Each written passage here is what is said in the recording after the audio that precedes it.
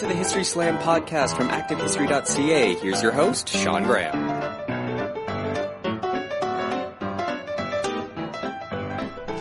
Thank you, Adam. Welcome to the History Slam, everybody. I am Sean Graham, coming at you today nearly live. We are in Ottawa, Ontario. It is the final day of the Canadian Historical Association annual meeting as part of Congress 2015, and we have a full day of podcasting today, which I'm always excited to do. And thrilled to have our first guest here, who is one of the editors of Worth Fighting For, Canada's Tradition of War Resistance from 1812 to the War on Terror, along with Michael Dawson and Catherine Gidney. It's Lara Campbell from Simon Fraser University. Welcome to the show. Thank you for having me. So this book, obviously by the title, looks at war resistance in Canada. Now, I'm interested to know how you got involved with this, given that your area of research and expertise is more women's and gendered history. In your book, your first book, Respectable Citizens, Gender and Family in the Great Depression. So that seems sort of outside of the realm of this book. So just how did you get involved? That's a good question. I guess it came from two places. First of all, the work on the Great Depression and my interest in social movements in the 1930s led to an interest in the Vietnam draft resistance movement. The draft dodgers, mostly men, although some women came with them, to Canada in the 60s and 70s. And so at a congress in Waterloo a few years ago, I was on a panel on the draft, and Amanda Crocker from Between the Lines Press was there. And I actually went to grad school with Amanda, and we started having a conversation, and she felt that perhaps it was time for a book on war resistance, perhaps comparing the treatment of draft dodgers in the Vietnam War to the more recent case of men and women who deserted the military during the Iraq War and had come to Canada. And so we began a conversation about such a book, but we ended up with something much bigger than that, because we realized as soon as we looked at the literature that there was almost nothing on war resistance as a whole. So that's how the book was sort of born. And I recognize a few of the names in the book. Jessica Squires is in there, and she wrote her book on draft dodgers, American draft dodgers coming to Canada. That's right. And so now she's looking at this from a more domestic point of view. Ian Mackay is in there. Yes. There's, I believe, 17 chapters overall, or 17 chapters. Yeah. So you know, when you notice that there's this lack of historiography on war resistance, I mean, then what's the process there? I mean, you said you had this conversation with Between the Lines, and so then how do Michael and Catherine get involved, and how does it grow into this? Like, what's that process like for you? It started, Amanda said that they would be willing to have me co-edit the book because it is a lot of work to edit a large collection. And I've co-edited before. I did a book with Dominique Clément and Greg Keeley on the 60s and had a very good experience co-editing. Makes the process a lot easier because you can share a lot of the labor. So I asked Catherine and Mike to do it with me. Again, I had gone to grad school. We did our PhDs together at Queen's.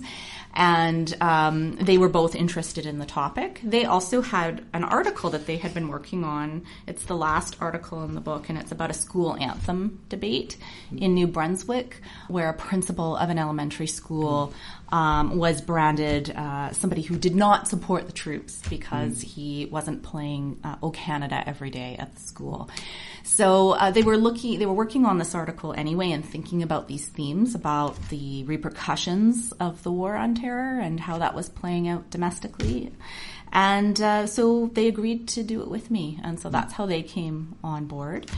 And then we began the process of writing a call for papers and thinking about how we wanted to frame the book as a whole. Was there a fear, though, that given that not a lot of people had written about this sort of stuff, that maybe the idea of an edited collection was too much? Because, I mean, if there hasn't been a lot written about it, maybe there's not a lot of people doing this. Yeah. And, maybe it'd be best to start with a monograph or articles or something. I mean, so when you put up that call for papers, is there any nerves about not getting anything? Yes. Absolutely. We knew we talked to a few people, so I knew about Jessica's work because I've seen her present. She's done some really wonderful work on Vietnam draft dodgers over the years. And I knew of Luke Stewart's work on Iraq war resistors and Vietnam as well. And then I know Ian Mackay from when I was at Queen's, and I knew he was working on this project. And Mike Dawson, that was Mike's supervisor. So he knew he was working working on Margaret Els Russell, who was one of the founders of Women's Strike for Peace, but who was a Canadian. She was from Halifax. So we knew we had a couple people who'd be on board. And then we were a little nervous that there was perhaps no one working on the field, or very few people working in the field. But in fact, when we put out the call for papers, we got a huge response and way more proposals than we could even contain in the book. So there's room for way more work on this topic for sure. Which is good, because it's better to have to reject stuff than to have not enough and sort of have to solicit to fill it out, right? Yes. That ensures a higher quality book. Yeah. And all the proposals were of really high quality. So, in the back of my mind, I'm sort of thinking maybe a few years down the road, it might be worth revisiting and doing another volume so that we could include some of the proposals that couldn't fit into the book. Between the Lines is very committed to having accessible Canadian history, and so we didn't want really long articles. We didn't want to overwhelm people, and we were under strict orders to keep it short. Sure. Which is sometimes hard to do when you're a historian, because we all like to reference and footnote and contextualize. But we were told to really try very hard to make this for an intelligent general audience as well as for academics. And so that was hard for all of us. Yeah. Well, yeah, I mean, you just look around this conference and, people always say, my presentation is, especially in roundtables, I find people are like, we'll just do 5 minutes each, and 5 minutes turns into 13. Yeah. Right, and it always happens. So I mean, it's not rare that or unusual that articles would be longer than maybe you would think, and that sort of stuff. So I'm wondering too. I mean, there's this notion that, and I've heard people talking about this week, that pre-Confederation Canadian history is starting to fade as fewer younger historians are looking at the pre-Confederation period. And this book starts with the War of 1812. Was there a temporal challenge there, that you had so much stuff, I imagine, on the First, Second World War as well as Vietnam, and later, that trying to find stuff from the War of 1812, and maybe even, I don't know if there's talk about the Canadian participation in the Civil War, that kind of stuff. Was there an imbalance there that you had to deal with? Yeah, I think there was, and I do think when you look through the table of contents, you do see that the bulk of the work is not just post-Confederation, but 20th century, and I haven't counted, but it's probably, there's quite a lot on the post-Second World War moment. And I think that's a reflection of where the work is being done. And perhaps it's a reflection of a larger issue, which is that fewer people are doing pre-Confederation history. I don't know. I'm not in a history department anymore. I'm in a gender studies department. So some of these concerns in the field I'm not up on. But we were very aware that could be an issue, and when we put the call for papers out, we explicitly asked for people who were dealing with the War of 1812, because we'd just come through all of these celebrations. And we wanted to do 18th and 19th century, and we got this wonderful article from Amy Shaw on the Boer War, which is something that isn't really that well researched, and there was some anti-war dissent in the Boer War, and so it was really nice to be able to include something like that in here. But there's more work to be done, for sure. Yeah, and the Boer War, too, is very underrated as a conflict. I mean, people don't really talk about it that much. And I know my friend Jeremy Garrett, who's been on the show before, he's doing burial policy, Canadian burial policy, military burial policy. And he talks about how, during the Boer War, there's just nothing that he can really reference and go to. It has to be all original. And even that, some of the documents don't reference burial. So, the Boer War is very underexplored as a conflict. So in that context, then to find somebody who's writing about the resistance to the Boer War is really quite remarkable. Yeah, it's a really interesting article. It's something I didn't know much about at all. And, the dissent was definitely a small minority, for sure. It's the height of a period of British imperialist support. But there were ministers and labor leaders who spoke out against the war, and ministers who got fired from their jobs for speaking. So it's a really interesting article, and we're really glad that Amy Shaw was able to participate. So you get all of these submissions, you wade through them, you pick out the ones that you want. What's the process then? I mean, obviously, the three of you would divide the work in some way, and is it as simple as reading the papers, going through basically the equivalent of a peer review process with the three of you as those peers, or is it grander than that? Are you looking for outside people to provide feedback to some of these works? It's a great question because it depends on the press. So at Between the Lines, we had a choice. The book project was reviewed by their board and accepted. We three acted as editors for all of we each took responsibility for a segment of the articles, but we each read everything and commented on everything as well. And then we gave the authors a choice. So they could choose to have their article peer-reviewed by 2 or 3 external referees if they wanted to put a line on their CV to say that it had been blind peer-reviewed, not just reviewed by the editors. I can't remember the numbers, but probably 75 or 80% of the authors chose to have it peer-reviewed. So then we organized the peer review as well. And then we did another round of editing after that. Right. So this has been extremely thoroughly edited. Yes. Yeah. A rather extensive process. Yeah, very extensive. And you mentioned Between the Lines. I mean, Between the Lines has, as far as I know, a very good reputation amongst historians as not only willing to maybe take chances on certain things, but also allowing the space, the freedom to say what you want to say within the bounds of the process. So I would imagine that there was a certain, I don't want to say freedom, but a certain, an energy to that people really appreciated, maybe autonomy of working with them. Yeah, they really are committed to, I've heard people say it's cool Canadian history, to finding topics that they think will be interesting to students, to other academics, but also to a general public who's interested in Canadian history, but may not pick up a classically designed and executed academic book, right? Yeah. Yes, but within that framework, we had complete autonomy, and they were really easy to work with. A press like Between the Lines is a little different from a university press because you don't have to go through the ASPP process to get funding, which means that things can actually move along more quickly. So this took perhaps a shorter period of time because everything was much more streamlined. So that was kind of pleasant as well. Sure, yeah. And I've heard grad students lament, like grad students at the end of PhDs, because I just finished a PhD, so my sort of immediate cohort would be people who are just finishing or have just finished. And a lot of them have lamented that they really like the idea of Between the Lines, but are scared that they can't have their first book with them because it's not a university press. And that might hurt them on the job market, and I don't know how legitimate that is, but it's a shame that that there is that perception there that maybe some cool projects are being lost because that exists. I think it's worth, because Franca Iacovetta's book Gatekeepers was published by Between the Lines, and it did win the MacDonald Prize.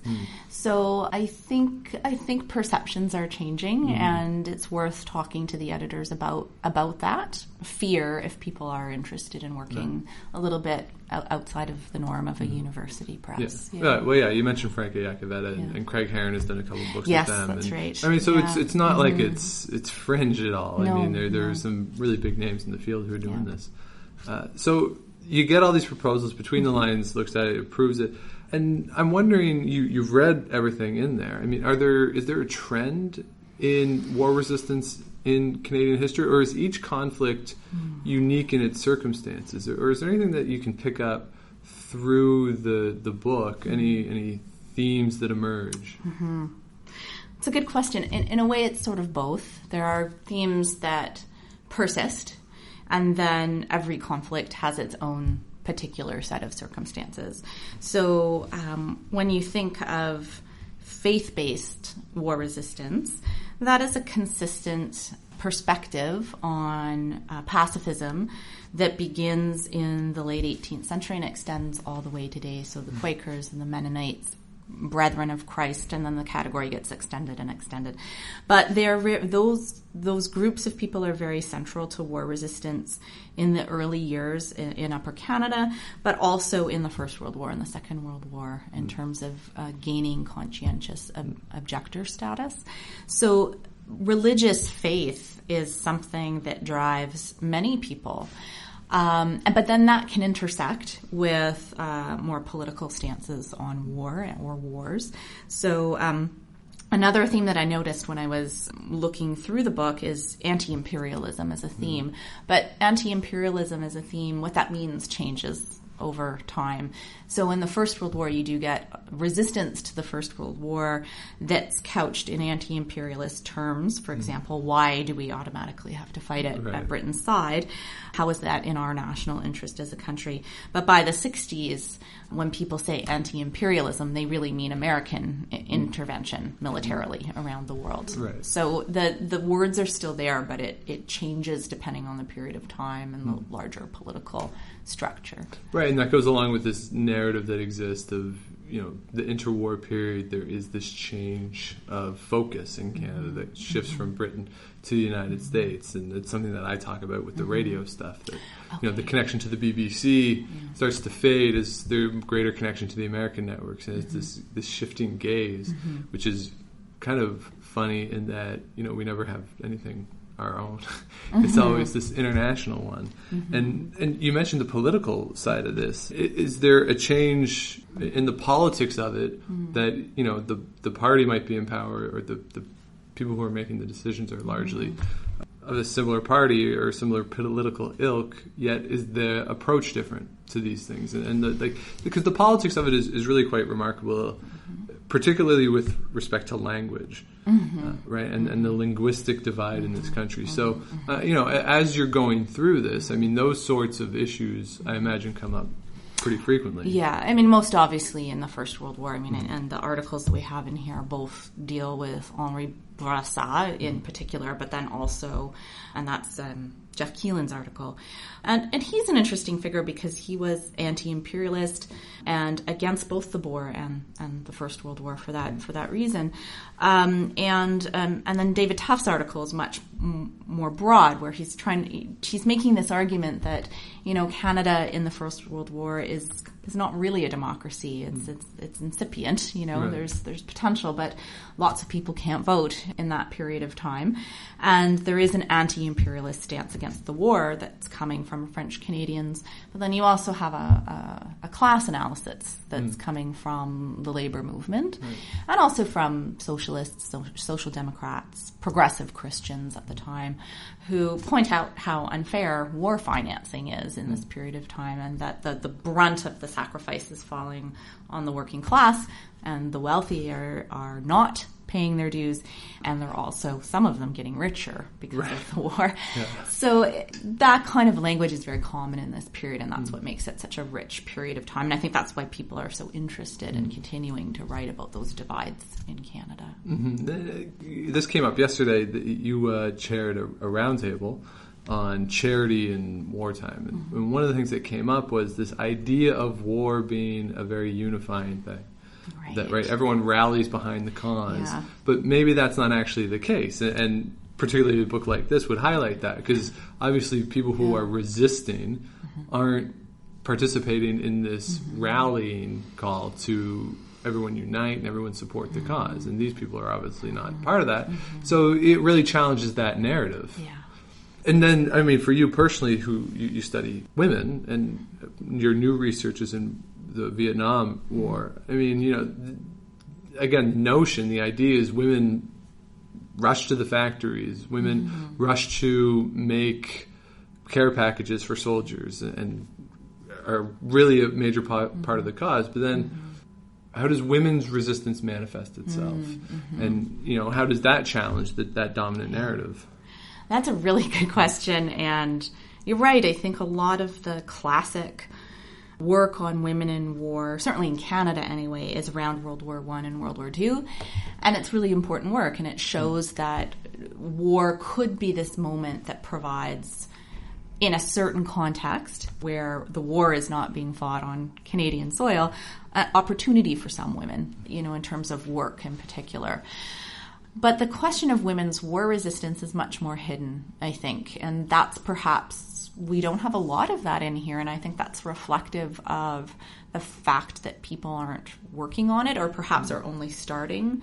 It pops up a little bit in just the very first article in the book by Jonathan Sealing on the War of 1812, where he talks a lot about how Quakers and Mennonites really internally struggled with how to resist war. So they're exempt from military service, but you have to pay a fine, or usually a fine. And as the War of 1812 is looming, the fines go up because you need to support the war. Sure. So they pay greater fines, but they're still subject to having their goods conscripted during war as well. You know, their property, their horses, their food. And there are these little moments that Jonathan's found in the archives where I think it's Quaker women who refuse. And they refuse to feed soldiers, or they, refuse to hand over the horse. So there are these small moments of resistance that hint at perhaps something greater underneath. It's sometimes hard to know. I think a lot of that has been lost in the historical record, and it will take a lot more excavation to find that out. Come on, but Laura Secord. Laura Secord. Come on. Doesn't fit the war resistance narrative, but that is what people remember, right? Yeah. We need an alternative, yes, to the warrior. Of course there's a female presence. Yes. Right? Come on, chocolate. Yes. Saving the war. Yeah. Yeah. Much bigger story than just Laura Secord. But that speaks to an issue that again came up at this roundtable yesterday, of that women's voice. It's actually come up a few times at some of the things I've been at, that women's voices tend to be hidden. And the example used yesterday was that a lot of women signed their name Mrs. John Smith, right, using their husband's name, just putting Mrs. before it, which was a social convention at the time. But in doing so, those women are lost to the record, because we don't know who they are. Because the census might not show it. Certainly their correspondence doesn't show it. And so that would then speak to a methodological issue of, if it's hard to trace them, then, how can we really understand their resistance? Yeah. And I don't know if that's something that you've come across personally in your research as well, is that it's just difficult for the historical record that we have to track these women and their efforts. I think it's harder the further back you go. It's partly because the people being conscripted or who have to do militia duty are men. Right. And so that's where the records tend to be. And when historians come to talk about resisting war, there has been a tendency to look most obviously at the people who were conscripted into serving, and those people are men. So, there's lots of interesting work being done now on masculinity and being trained for war and militarization. Where you start to see things change, I think, and when women's activism becomes more visible is particularly in around the First World War and the interwar period, where you get these international peace organizations like the Women's International League for Peace and Freedom is just one example. And Canadian women are very active in those organizations, and they are beginning to speak out about war as a form of capitalist greed, as destructive to the bonds of society, to families, to children, the impact on civilians. And they're very active in the period, and that's where you get a lot of this interesting work. So Cindy Camacchio's article in here is on cadet training in the interwar period, and how peace women played a really, really central role in trying to get mandatory cadet training out of the public school system in Ontario and in other provinces. Ultimately successfully, although it was a very long process. But they really saw cadet training as militarization of childhood.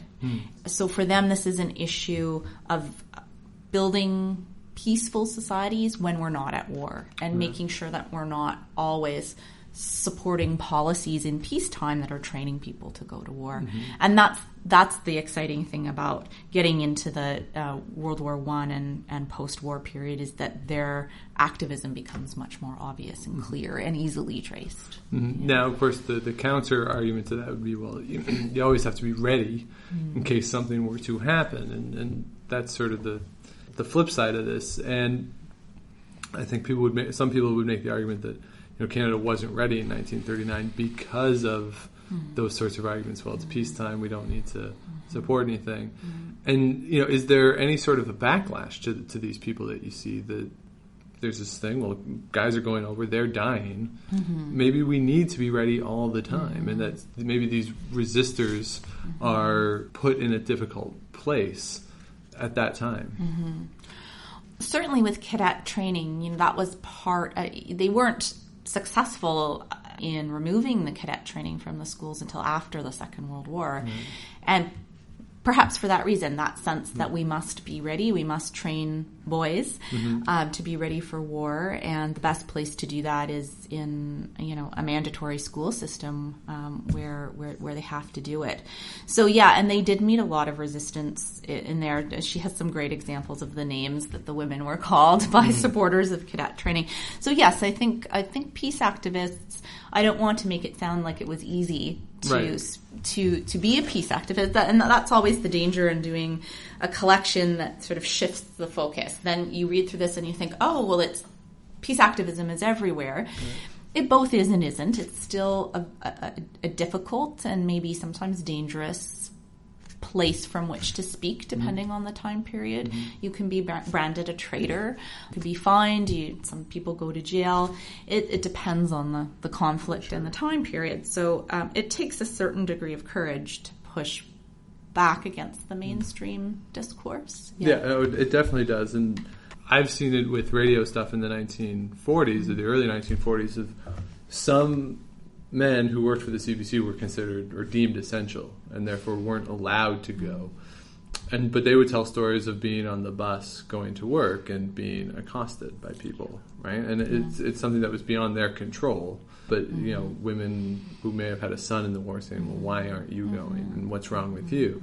And so it can, go, like you say, going against the mainstream can be extremely difficult and can lead to great personal loss, whether financial, social, whatever. I mean, so it is there is a certain courage that goes along with doing this. And is that something that comes across that the writers in this book maybe are trying to give voice to people who were perhaps voiceless or marginalized, and maybe celebrating that courage? Yes, and I think one thing I learned, for example, I suppose I probably knew this, but you forget all the things you read in your comps many years ago. Conrad Stotz's article on conscientious objection in the peace churches in World War II, and he's mainly looking at Mennonites, although not only Mennonites. The work that they ended up doing in non-combatant service is work that was really beneficial to the state. I mean, they're not fighting in the military, but their labor is essentially conscripted, right? So they're building roads, they're maintaining national parks. Marlene Epp has worked on this too. They become firefighters. They work in hospitals. A lot of the men go on, Conrad mentions, to work in psychiatric hospitals. And so, and in the post-war period, a lot of Mennonites really started to get involved in sort of prison abolition work and psychiatric reform because of their experiences.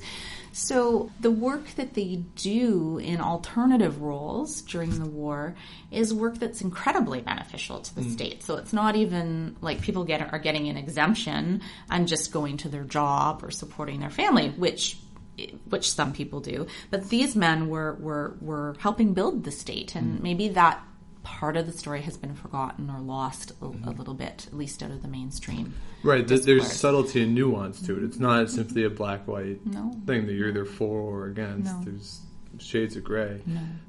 I want to get back to this idea, this gendered view of it as well. War, I think a lot of people would view it as a very masculine enterprise.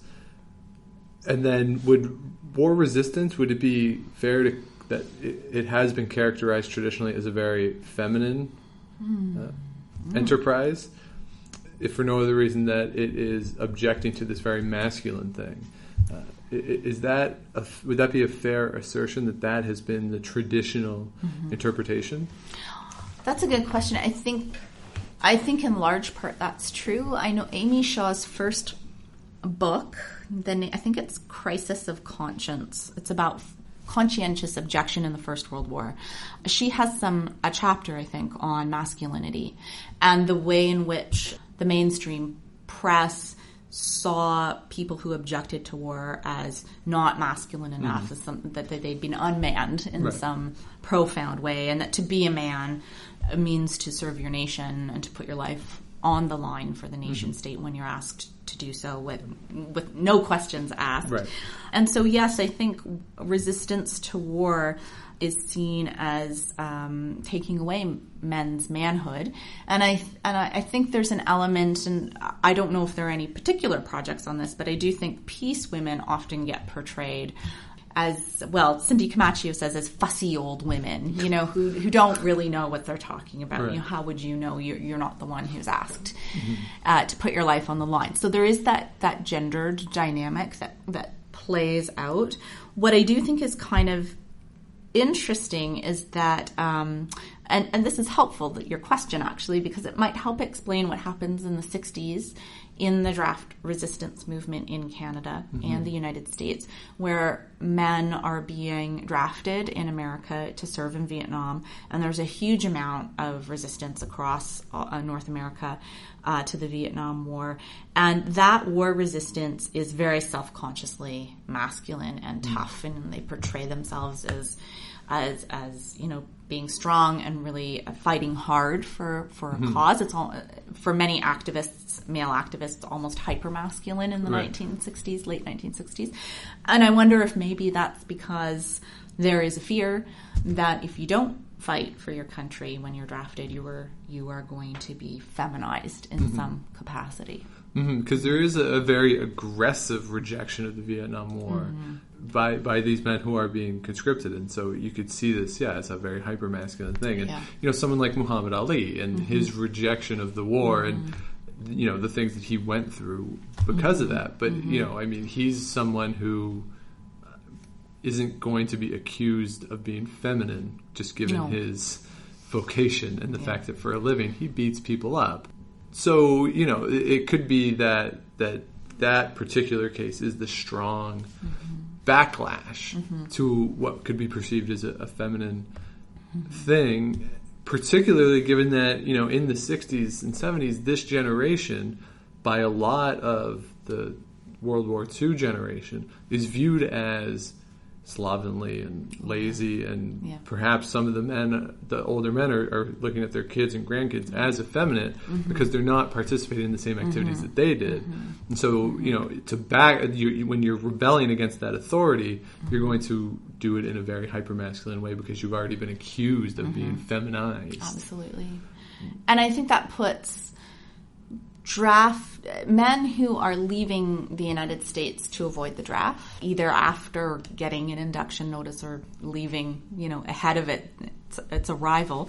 And those men who are coming to Canada are fighting against this notion that they're running away. And that's a little bit of what I'm interested in my own work, is how those men are perceived and portrayed as somehow not just traitors, although that's a part of it, but weak and unmanly. Right. Because to run away or to flee is kind of childlike. That's how it's portrayed, as being immature. That's one of the nicer things people might say, is if you were immature. It gets a lot worse than that.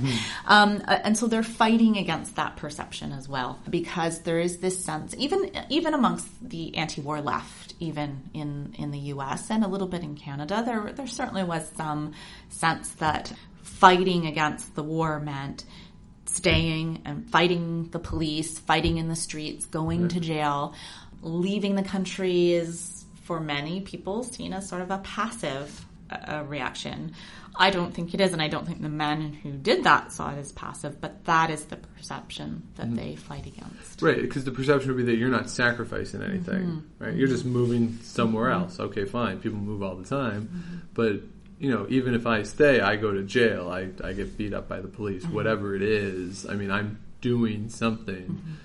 So yeah, I could see how that would be, considered by people on both sides, a cowardly way out. Yeah. But you're saying that they didn't perceive themselves as that they would perceive themselves as being very active. Absolutely. And this is the best way to express their lack of support for what was happening. Yeah, to sort of opt out of the system entirely, right. And sacrifice, I suppose, friendships, sometimes family relationships from people who didn't understand, not being able to get back into the United States or knowing. Many of them eventually were able to go back, but they didn't know that at the time. Right. You know, if you came in the late 60s, you may have thought you would never go back to the United States. So, well, I remember Colbert did something early on in his show that there was a draft dodger who still hadn't been allowed back in the United States, but had a son before he had left and hadn't seen the son in a long time. And Colbert did this thing talking about how the border separates them and took them out into somewhere in rural Saskatchewan or Alberta or something where there's really no border, and took them and had them stand right next to each other. And that's the shot. They're actually standing next to each other having a conversation, but the border divides them. It's this great thing, but it did speak to the long-lasting ramifications for some of these guys. It's both a long time ago and a not long time ago. Right. Yeah, the repercussions are still with us. Right. I mean, people who lived through this are still not old. I mean, they're still relatively young individuals who will be with us for a long time. Yeah, that makes it exciting because you can talk to them and get their perspective and actually pose really interesting. That's the exciting thing about oral history is you can ask people how they felt about how they were portrayed. Right. And that's what I hope to do in the future is to get more of that kind of information because that isn't always captured in the written archival record. Now, the other thing that I find really interesting in this book is that you go up to the War on Terror. And there's this idea, and I'll make this comparison just because of the video aspect of it. There's this idea that the Ray Rice video, if you don't know, Ray Rice is a football player, and he beat up his fiancée, then fiancée, now wife, in a elevator at a casino. And the video is quite striking. Yeah. And he was before the video came out, he was suspended for 2 games. The video came out and he was cut by the Ravens and suspended for the season. So there was this notion that surrounded that event that it was the video that was so powerful, and it is a very difficult video to watch, that really made the difference in that situation. And the comparison to me then would be with the War on Terror, September the 11th. Yeah. Right? I mean, there's some video of Pearl Harbor, but it's not even close to the same thing. And with September the 11th, you have the video of the planes hitting the tower. The tower is collapsing. And there's this very emotional response to that. In that environment, is there a change in the war resistance, and does it become increasingly difficult to resist what happens following September the 11th because there's the video of what happened and everybody saw it? That is a good question.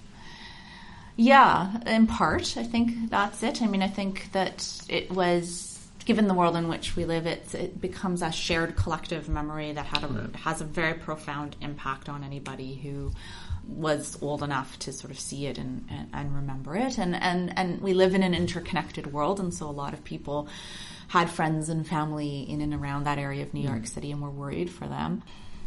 I think we're still figuring this out because it's still relatively recent history, and we're people are working on this. Obviously, maybe less so in history and more in perhaps political science.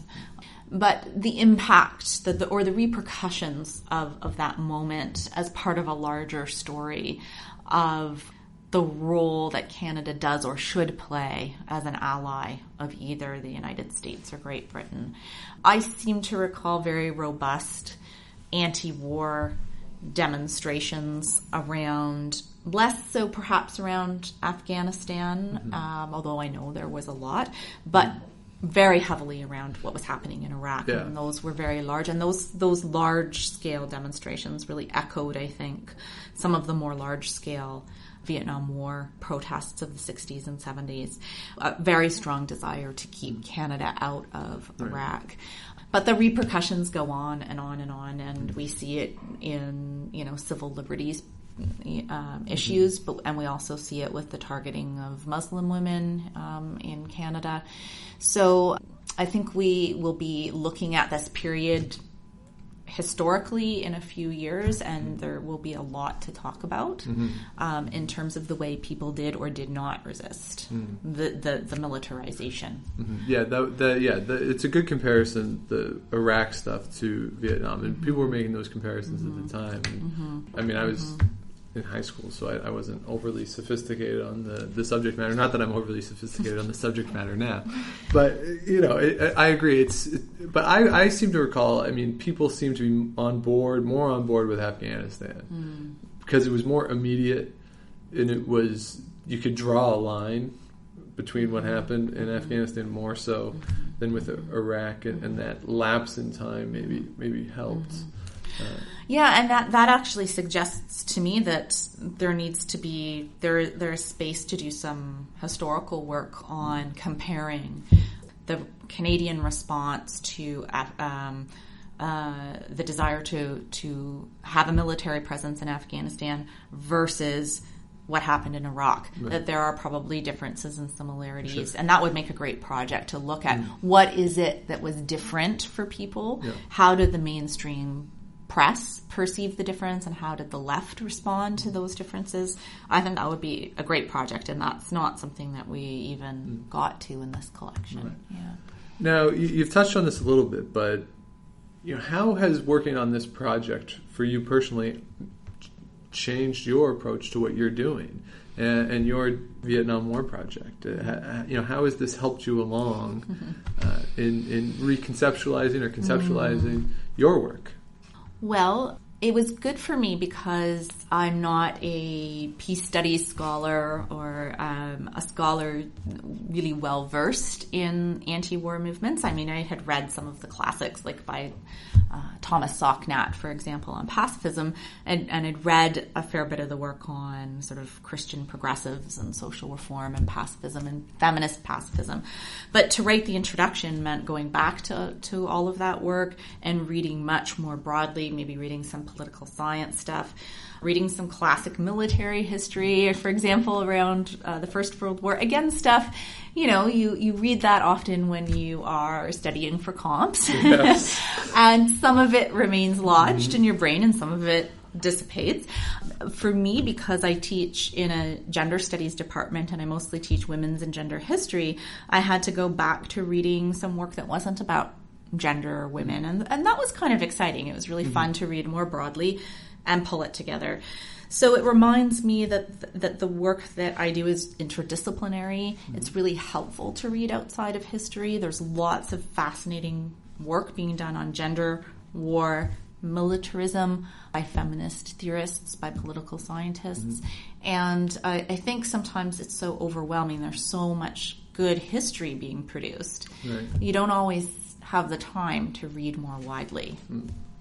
So that really provides you with a unique opportunity, and right, something that we don't get to do very often in the field, and with the exception of comps, really. Yes. Because I remember my advisor told me when I was doing comps, he said, enjoy it because this is the only time you're ever going to be able to get to do this. They all say that. They all say that. It is kind of true. I know, I thought he was full of it at the time, but it's kind of true.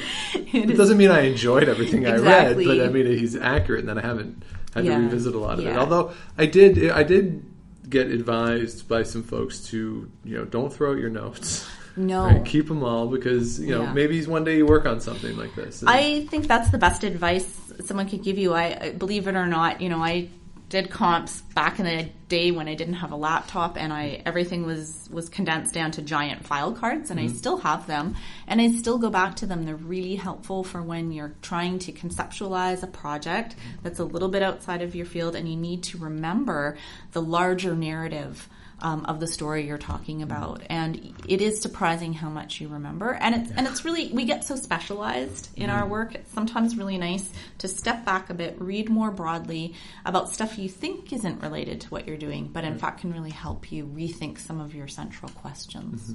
Yeah. And for me, it's been being on the job market now and trying to fit what I do with certain postings, particularly postdocs generally have a theme, right? Yeah. And to do that and go look at stuff and try and frame it. Sometimes it's just garbage, and I'm trying to put a square into a circle, a square peg into a circle or something. But I mean, sometimes it's really helpful. You can actually rethink of your project in different ways. It's a useful enterprise, and even if it doesn't take a book project to do it, maybe just.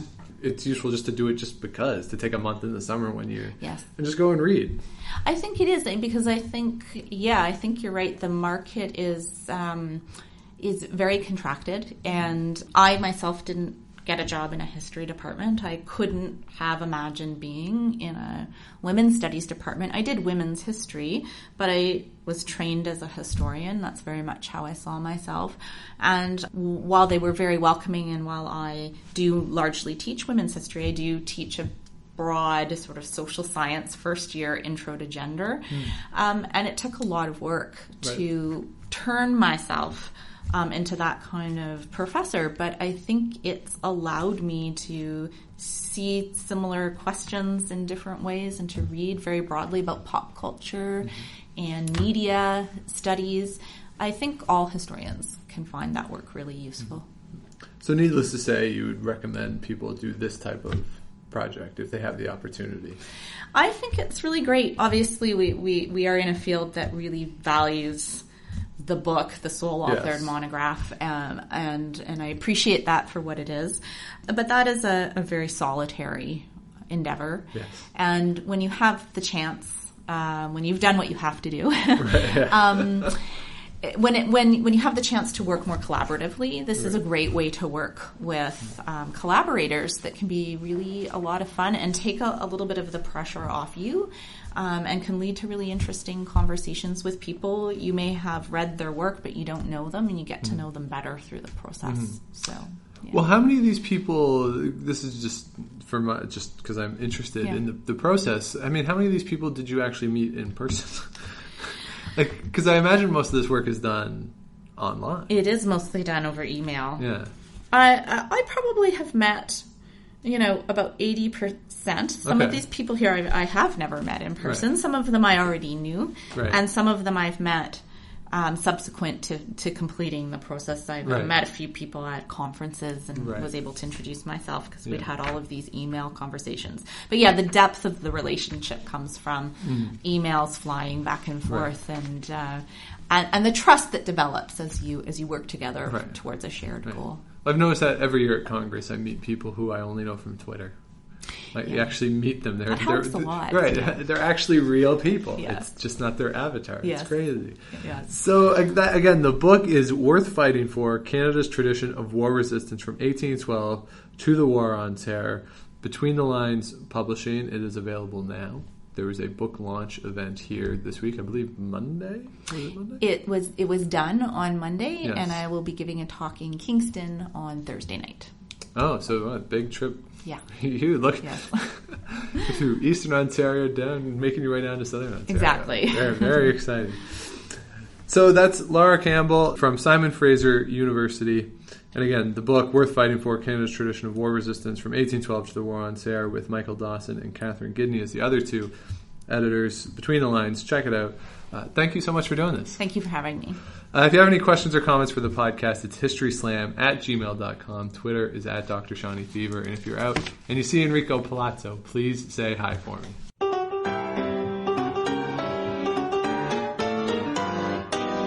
Thanks for listening to the History Slam podcast. Be sure to check out Active History for more features, articles, and be sure to subscribe on iTunes.